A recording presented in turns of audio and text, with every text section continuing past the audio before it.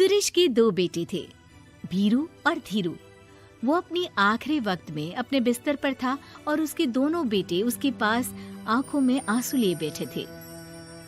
पिताजी, आप चिंता मत कीजिए, मैं और धीरू है ना, हम आपको कुछ नहीं होने देंगे। हाँ पिताजी, आप बस आराम कीजिए, डॉक्टर अभी आता ही होगा। मेरे बच्चों, मेरा अंतिम समय आ गया है। तुम दोनों मेरी बात ध्यान से सुनो। मैंने वकील से कहकर अपनी जायदाद तुम दोनों में आधी आधी बांट दी है। मेरे जाने के बाद तुम दोनों मिलकर रहना, एक दूसरे के सुख दुख में साथ देना। तुम्हारी माँ की भी यही इच्छा थी। जी पिताजी, आप जैसा कहेंगे हम वैसा ही करेंगे। जी पिताजी, आप जैसा कहेंगे हम वैसा ही करेंगे। और सुरेश उन्हें छोड़कर चला जाता है। अरे धीरू भाई, मैं तुझसे कहना चाहता था कि मुझे व्यापार बढ़ाने के लिए कुछ रुपयों की जरूरत है। अब पिताजी के जाने के बाद हम दोनों ही एक दूसरे का सहारा है। पिता के जाने के कुछ दिनों के बाद दोनों भाइयों की जिंदगी धीरे धीरे सामान्य हो जाती है। दोनों भाई अब अपना अपना व्यापार संभाल लेते हैं। दोनों एक ही घर में तो रहते हैं, लेकिन अब उनके रिश्ते में पहले जैसी बात नहीं रहती। भीरू शुरू से ही लालची था, इसलिए सुरेश ने पहले ही उन दोनों में प्रॉपर्टी का हिस्सा बांटकर लड़ाई की गुंजाइश खत्म कर दी थी। लेकिन पिताजी के जाने के बाद भीरू का लालच बढ़ने लगा। हाँ भैया, आप बताइए कि मैं आपकी किस तरह से मदद कर सकता हूँ। मुझसे जो बन पड़ेगा मैं करूँगा। अच्छा तो भाई, तू ना मुझे अपनी गाय दे दे। वैसे भी तू पढ़ा लिखा मॉडर्न लड़का है, भला तू गाय का करेगा क्या? लेकिन इससे मेरी ना बहुत मदद हो जाएगी। ठीक है भैया, आखिर भाई ही तो भाई के काम आता है। आप ले लीजिए मेरी गाय और उसे बेचकर आप उन रुपयों को अपने व्यापार में लगा लेना। बस फिर क्या था, भीरू अपने लालच की वजह से आए दिन धीरू से किसी न किसी बहाने पैसे या कीमती सामान ऐंठता रहता और बेचारा सीधा सादा धीरू उसकी मदद कर दिया करता। इसी तरह 2 साल बीत जाते हैं और दोनों भाई शादी कर लेते हैं। शादी होने के साथ ही अपनी बीवी के कहने पर भीरू अपना हिस्सा अलग कर लेता है। अब दोनों भाई अलग अलग रहने लगते हैं। अरे साधना, ये देखो, मैंने आज ही एक बड़ी डील साइन की है। ये शहर का सबसे बड़ी फैक्ट्री का मालिक है। इसके साथ व्यापार करके मेरे व्यापार में दिन दुनी रात चौगुनी तरक्की होगी। लेकिन इसकी बस एक ही शर्त है, अगर इसे हर हफ्ते सामान की पेमेंट नहीं दूंगा तो मुझे इसे जुर्माने के तौर पर बहुत बड़ी रकम देनी होगी। ये तो बड़ी ही चिंता की बात लगती है जी। अरे चिंता कैसी, मैंने पहले ही हिसाब लगा लिया है। मैं इसे हर हफ्ते पेमेंट भी दूंगा और एडवांस पे ऑर्डर भी, तो फिर चिंता काहे की।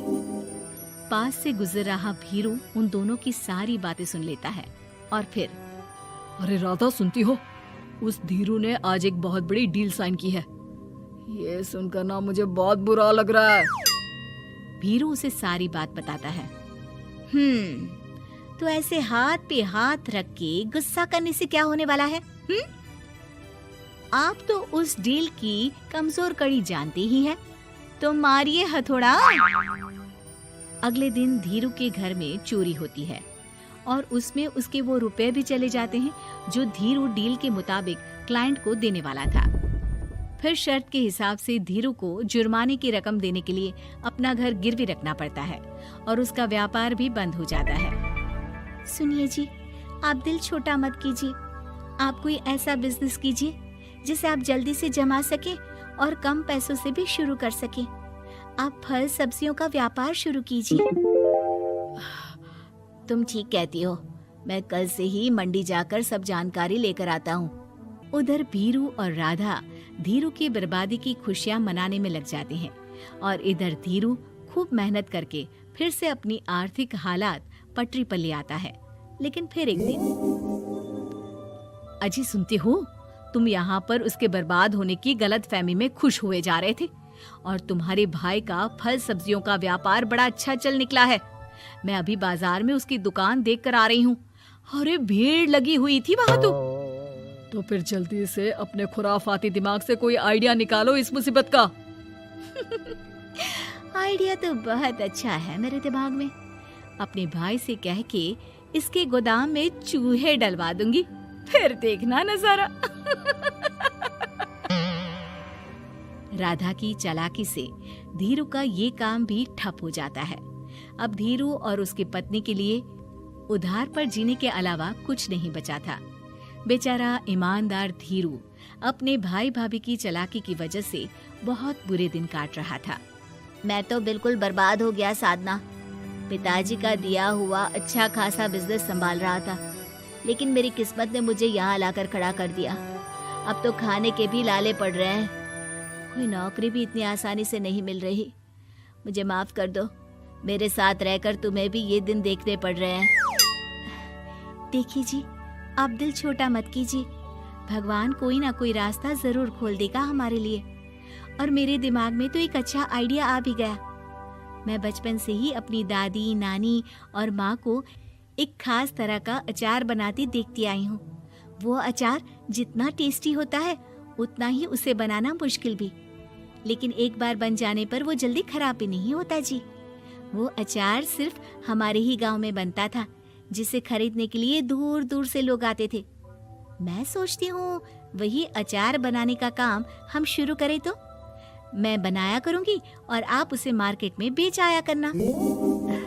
साधना, तुम्हारी बातों से मेरे मन में उम्मीद जाग उठी है, लेकिन ये सब काम शुरू करने के लिए रुपए कहाँ से आएंगे?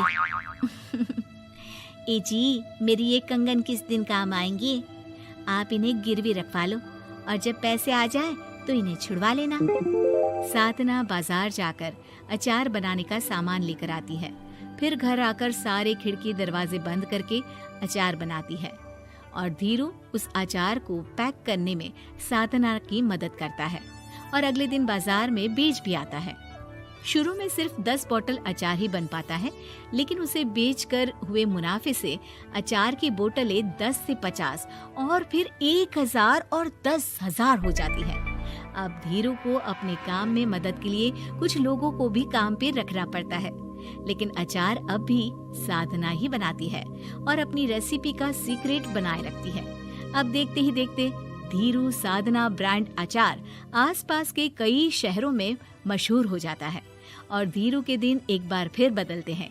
धीरू के पास अब भीरू से दुगना बड़ा घर, गाड़ी, धन, अचार की कई फैक्ट्रीज और नौकर चाकर होते हैं। धीरू की इतनी तरक्की देखकर भीरू और राधा बुरी तरह से जल भुन जाते हैं, लेकिन अब उनके खिलाफ उनकी कोई चाल कामयाब नहीं होती। सुनिए जी, मैं ना कहती थी कि आप हिम्मत रखिए, एक दिन भगवान हमारे रास्ते जरूर खोल देगा। और देखिए जी, आज हम कहाँ से कहाँ आ गए। ये सब तुम्हारे फौलाद जैसे मजबूत मन की वजह से हो पाया है साधना, वरना एक समय मैं तो हिम्मत ही हार चुका था। तुमने न सिर्फ मेरा हौसला बढ़ाया बल्कि बिजनेस में मेरा साथ भी दिया। जहाँ एक तरफ धीरू और साधना अपनी मेहनत और हौसले से बहुत तरक्की कर चुके थे, वहीं दूसरी तरफ भीरू और राधा के लालच और धोखेबाजी की वजह से वो इनकम टैक्स वालों की नजरों में आ चुके थे। भीरू के एक घर पर इनकम टैक्स वालों का छापा पड़ता है और भीरू को काला धन जमा करने के आरोप में जेल जाना पड़ता है।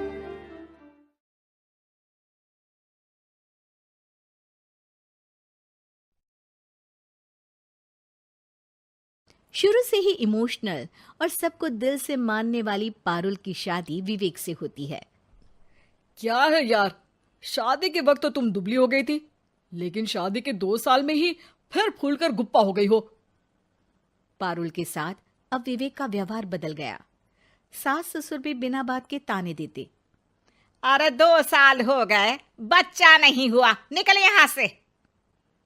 विवेक का भी सहारा पारुल को नहीं मिलता है, लेकिन जिस विवेक से पारुल को तलाक के एवज में 18 लाख मिले होते हैं, वो पारुल एक दिन, इंस्पेक्टर साहब, मुझे कंप्लेंट लिखवानी है।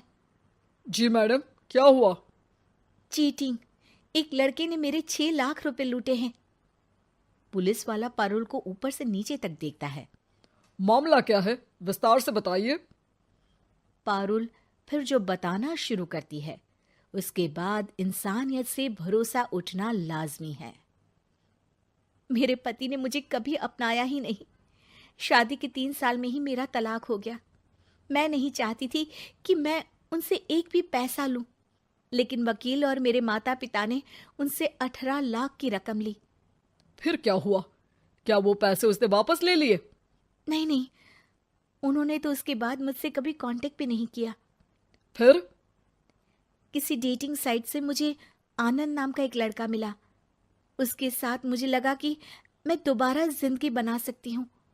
वो मेरी केयर करता, मेरी छोटी बड़ी चीजों का ख्याल रखता और मेरा साथ देता।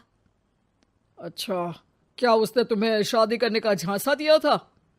हाँ, वो भी तलाकशुदा था। पहले तो उसने मुझसे कहा कि उसकी एक बेटी है, लेकिन फिर पता चला कि उसकी एक नहीं 2 बेटियां हैं। इतना ही नहीं, दिल्ली के एक आम इलाके में वो बीवी और बच्चियों के साथ ही रहता है।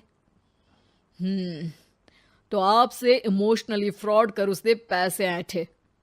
जी, अब मेरे पास कुछ नहीं है, ना पैसे ना वो। मैं बस किसी भी हालत में अपने पैसे वापस चाहती हूँ, जो मेरे बुरे वक्त में मेरे काम आ सकते हैं। ठीक है। पुलिस आनंद को पुलिस स्टेशन बुलाकर सारी पूछताछ करती है, लेकिन आनंद पुलिस वालों को ये यकीन दिला देता है कि पारुल ने उसे कोई पैसे दिए ही नहीं, बल्कि वो तो उस पर बीवी को छोड़ने का दबाव बना रही थी और ना मानने पर पारुल ने ये झूठा केस डाला है। क्या मैडम, फोकट में पुलिस का वक्त खराब कर रही हैं? कोई शादीशुदा क्यों अपनी बीवी छोड़ेगा? अब आपकी शादी टूटी तो मतलब सबकी तो नहीं टूट सकती ना? पारुल को पुलिस वाले के मुंह से ये बात सुनकर हैरानी होती है। उसे कुछ समझ में नहीं आता कि वो क्या करे। वो अपनी सहेली झनक, जो कि वकील थी, उससे कांटेक्ट करती है। झनक, मैं क्या करूं? मैं कैसे पुलिस को यकीन दिलाऊं कि आनंद ने मेरे साथ न सिर्फ शारीरिक और मानसिक चीट किया है, बल्कि आर्थिक तौर पर भी वो मुझे खाली कर गया है। अब वक्त झनक का था। देख पारुल, ऐसे तो किसी को भी बिना सोचे समझे पैसे नहीं देने चाहिए, लेकिन अब जब तूने ये कदम उठा ही लिया है, मुझे ये बता, तूने कब कब पैसे दिए और कितने? क्या कहीं कोई सबूत है? पारुल कुछ सोचती है। 3 बार तो बैंक में ट्रांसफर और 2 बार गूगल पे। क्या इन सब के रिकॉर्ड मिल जाएंगे? हाँ हाँ, क्यों नहीं, मैं बैंक से सब निकाल लाऊंगी। अगले दिन पारुल सारी स्टेटमेंट झनक के सामने रखती है और वो व्हाट्सएप की चैट भी दिखाती है, जिसमें कई बार आनंद ने ये बात कबूली थी कि वो उसके पूरे 6 लाख जल्द ही देगा।